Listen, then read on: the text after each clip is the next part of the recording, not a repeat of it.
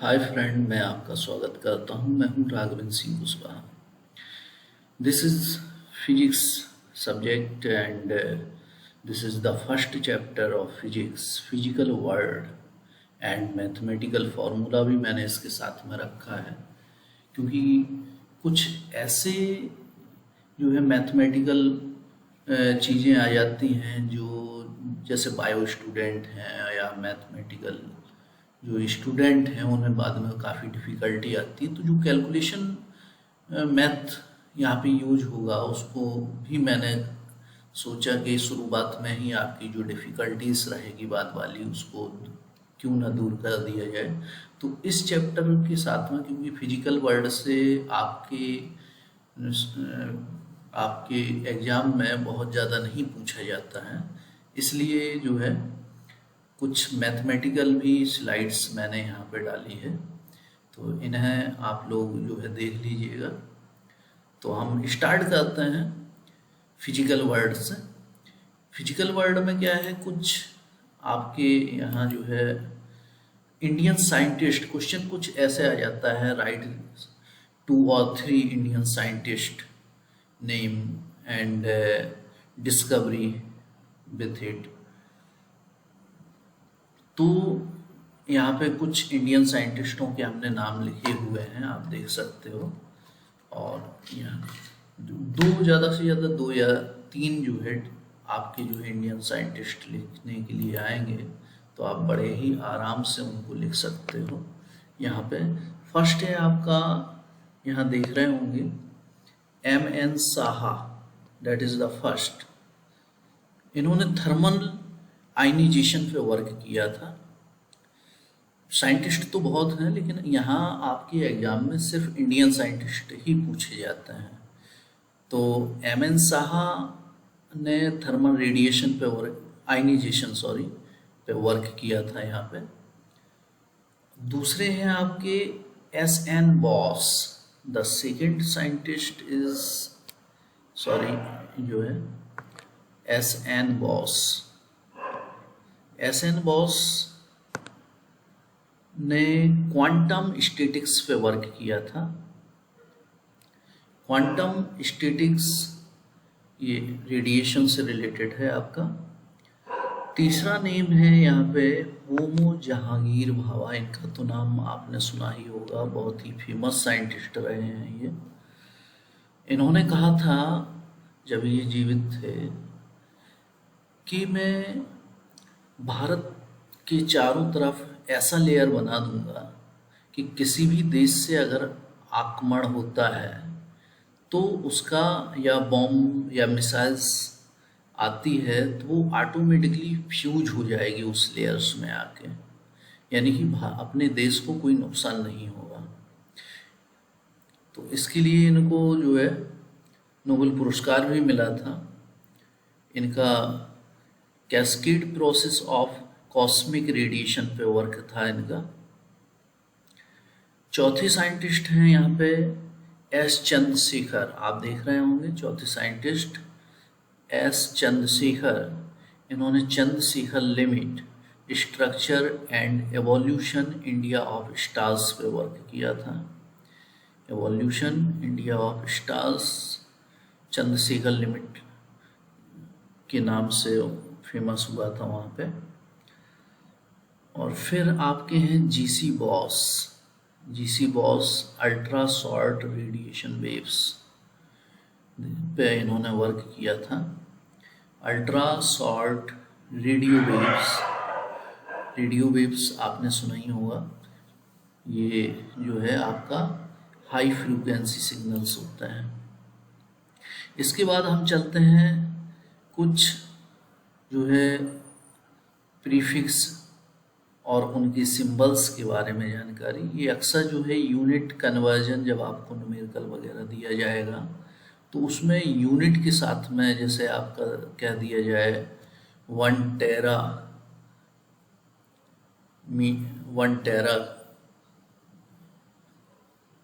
कई बार ऐसा आ जाता है 1 tera, 1 mega, 1 fermi, 1 pico, 1 nano, 1 micro farad, pico nano farad, picofarad, है ना। तो इसके बारे में आप, प्रीफिक्स हैं ये, किसी भी यूनिट के साथ में यूज होते हैं, है ना। जैसे फैरड कैपेसिटेंस की यूनिट है उसके साथ में यूज होगा। हर्ट्ज, जैसे मेगा हर्ट्ज फ्रीक्वेंसी की यूनिट है ना। गीगा हर्ट्ज फ्रीक्वेंसी, रेजोनेंस वहाँ पे हम लोग यूज करते हैं। मिली तो आप जानते ही हैं, मिली तो किसी मिलीमीटर, मिलीलीटर यहाँ पे यूज होता है आपका। तो यहाँ पे देखिए 1 टेरा जैसे आपको कहा जाए तो 1 टेरा किसके बराबर होगा, 10 की पावर 12। यहाँ पे आपको दिख रहा होगा 10 की पावर 12, है ना। गीगा आपका होता है 10 की पावर 9, मेगा आपका होता है 10 की पावर 6, है ना। और यहाँ मेगा से आप इसका जस्ट अपोजिट अगर आप देखना चाहें तो मेगा से माइक्रो आप ऐसे याद कर सकते हैं। जैसे मेगा बोला गया तो मेगा से आप याद कर सकते हैं माइक्रो, है ना। यहाँ पे मेगा है तो मेगा से आप माइक्रो यहाँ पे याद कर लें, है ना। माइक्रो ये 10 की पावर मेगा होता है 6 प्लस का, और माइक्रो में होता है 10 की पावर -6, ओके। और पिको यहाँ पे देख सकते हो, टेरा और पिको, टेरा और पिको। टेरा में देख रहे होंगे 10 की पावर 12 है, और पिको में 10 की पावर -12 है ना।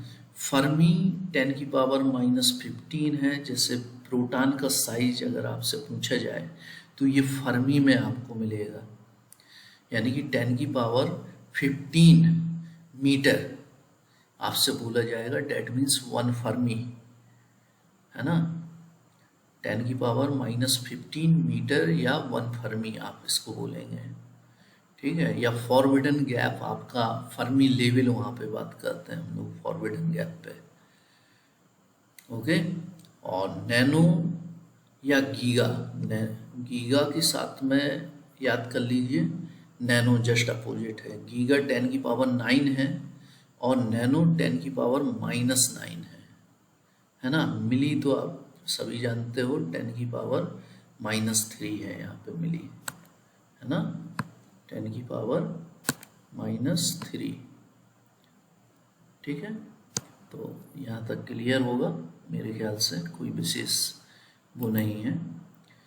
फिर है फैक्टर कन्वर्जन, कुछ मैथमेटिकल है, आप पहले से कुछ इसमें से जानते होंगे, और कुछ अभी जो है आप जान लीजिए। जैसे आपका लिखा है पाई रेडियन इक्वल टू 180, पहला अगर हम इसको 1 रेडियन कहेंगे तो 1 radian equal to 180 upon pi होगा।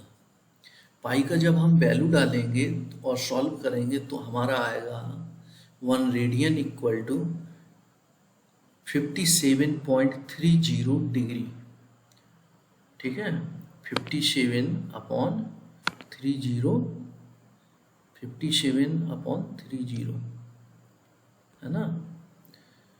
फिर आता है आपका, यहाँ पर देख सकते हो 1 डिग्री इक्वल टू 1.745 इंटू 10 की पावर -2 है, 10 की पावर है ये -2 रेडियन, ओके। ये जो है प्रिंटिंग मिस्टेक है यहाँ पे, 10 की पावर -2। यहाँ पे 1 न्यूटन इक्वल टू, आप देख रहे होंगे 1 न्यूटन इक्वल टू 10 की पावर 5 है डायन, 10 की पावर 5 यहाँ पे होगा डायन। 1 एटमोसफियर इक्वल टू 1.01325, ये पावर में थोड़ा सा वो है, इसको देख लेना। 10 की पावर 5 है ये डायन। यहाँ पे देखो 1 एटमोसफियर इक्वल टू 1.01325 आर है। 1 ये टी का मतलब टेस्ला है, टेस्ला मैग्नेटिक फील्ड की यूनिट होती है। यहाँ पे एक यूनिट और है 1 वेबर पर मीटर की पावर, और ये -2 है, पावर में है ये -2, यहाँ पे 10 की पावर 4 गॉस होगा, ये गॉस बोलते हैं इसको, गॉस, ठीक है, GAUSS, गॉस।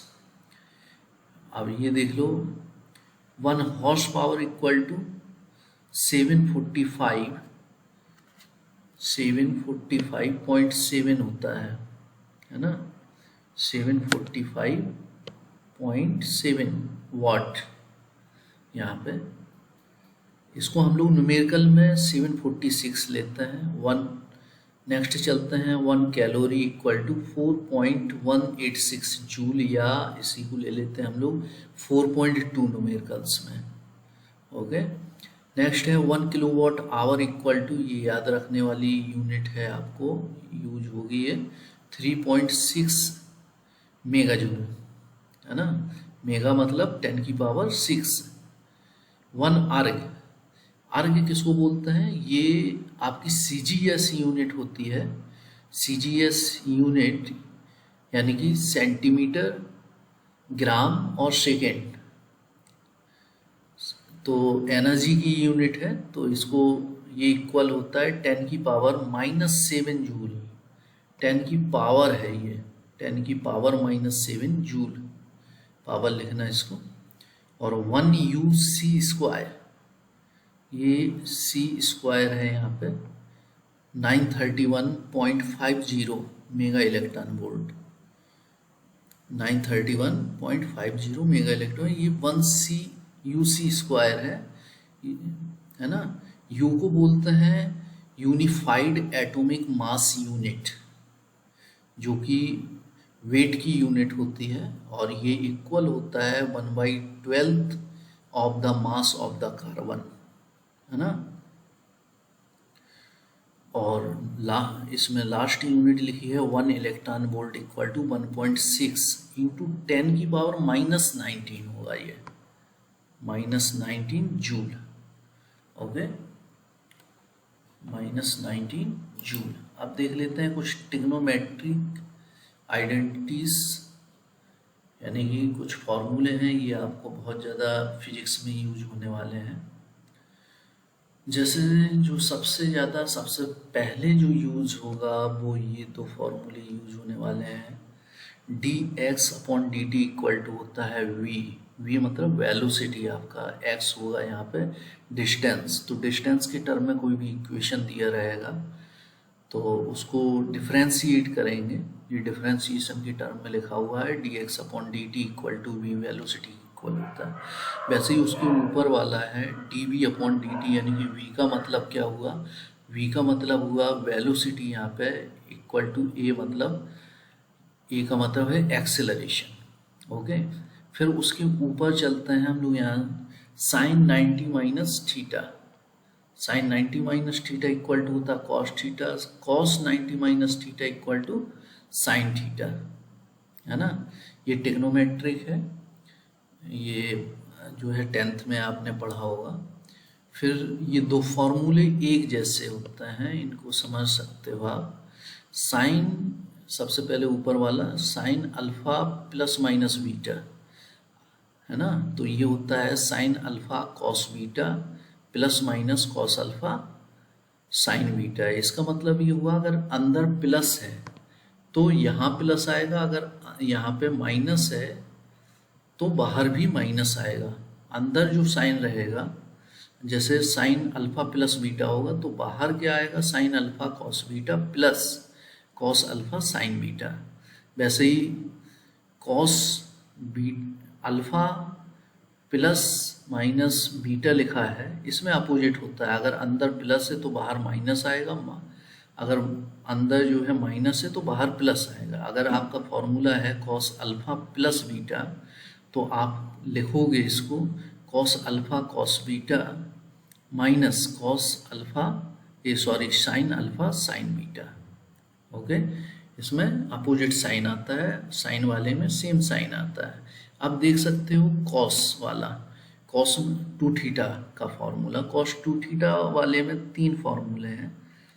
ये आपका जो है स्क्वायर होगा यहाँ पे कॉस स्क्वायर थीटा, वैसे ये sign square theta, cos square theta minus sign square theta, या दूसरा फॉर्मूला हो सकता है 2 कॉस स्क्वायर थीटा -1 या 2 साइन स्क्वायर थीटा। ये 2 नीचे नहीं होगा, स्क्वायर है ये सब, स्क्वायर थीटा। ओके, अब यहाँ पे देखो sine theta upon cos theta equal to tan theta, ये जानते होंगे आप लोग फॉर्मूला।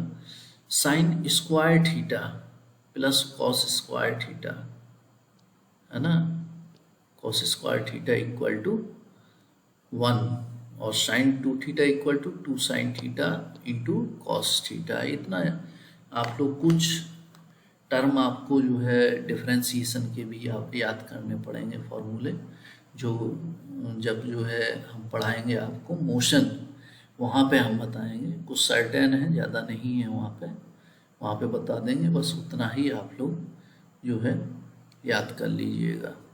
तो मेरे ख्याल से आप लोगों को समझ में आया होगा ये। अगर कुछ इसमें इम्प्रूवमेंट या कुछ कमी आपको लगी हो तो आप कमेंट बॉक्स में वीडियो देखें और कमेंट बॉक्स में करके बता दें, ताकि हम आपके लिए और अच्छे वीडियोस बना सकें। Thank you.